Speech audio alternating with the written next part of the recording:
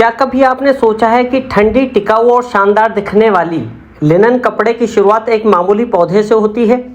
जी हाँ, ये सफ़र शुरू होता है खेत में उगने वाले फ्लेक्स पौधे से और ख़त्म होता है आपके वार्डरोब में लटकती शानदार लिनन शर्ट पर।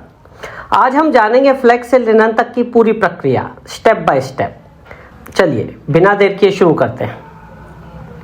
लिनन फाइबर फ्लेक्स पौधे से प्राप्त होता है, जिसे हिंदी में पटसन कहा जाता है।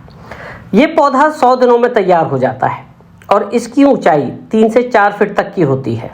पर्याप्त लंबाई और पकाई के बाद फ्लेक्स पौधे की कटाई यानी हार्वेस्टिंग की जाती है।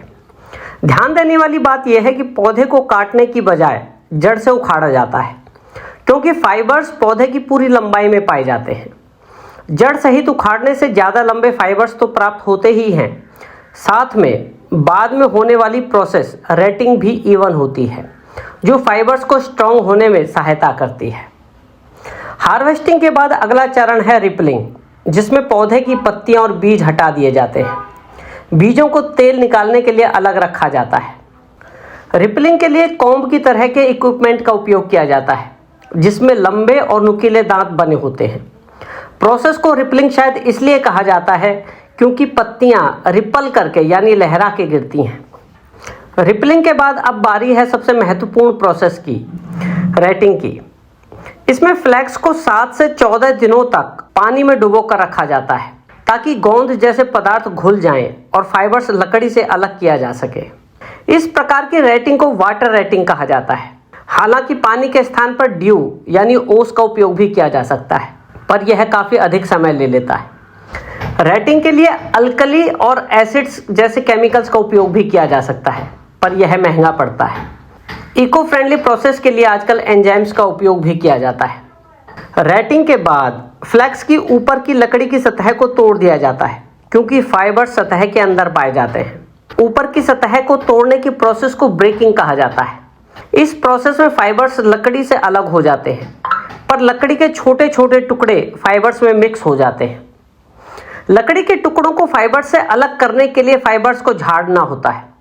प्रोडक्शन बढ़ाने के लिए इसके लिए स्कचिंग मशीन का उपयोग किया जाता है। इस प्रोसेस को स्कचिंग इसीलिए कहा जाता है। स्कचिंग के बाद हमें पूरे फ्लेक्स फाइबर्स मिल तो जाते हैं, पर ये आपस में उलझे रहते हैं और लॉन्ग फाइबर्स के साथ टूटे हुए शॉर्ट फाइबर्स भी मिले हुए होते हैं।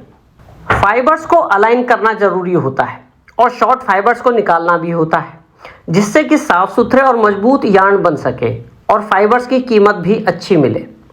इस सब के लिए फाइबर्स को मेटल कॉम्ब की सहायता से कॉम्ब किया जाता है। इस प्रोसेस को हैकलिंग कहा जाता है, जिसमें एक तरह से फाइबर्स को हैकल यानी चॉप किया जाता है। इस प्रोसेस के बाद सीधे, मुलायम और लंबे फाइबर्स प्राप्त हो जाते हैं। हैकलिंग के बाद इन फाइबर्स से स्पिनिंग मशीन का उपयोग करके लिनन यार्न बनाया जाता है। यही यार्न आगे चलकर कपड़े बनाने के लिए उपयोग होता है। लिनन से बने कपड़े मजबूत, टिकाऊ और गर्मियों के लिए एकदम उपयुक्त होते हैं। इसकी प्राकृतिक चमक और ठंडक इसे खास बनाती है। तो ये थी लिनन फाइबर्स की पूरी यात्रा, खेत से लेकर कपड़ों तक।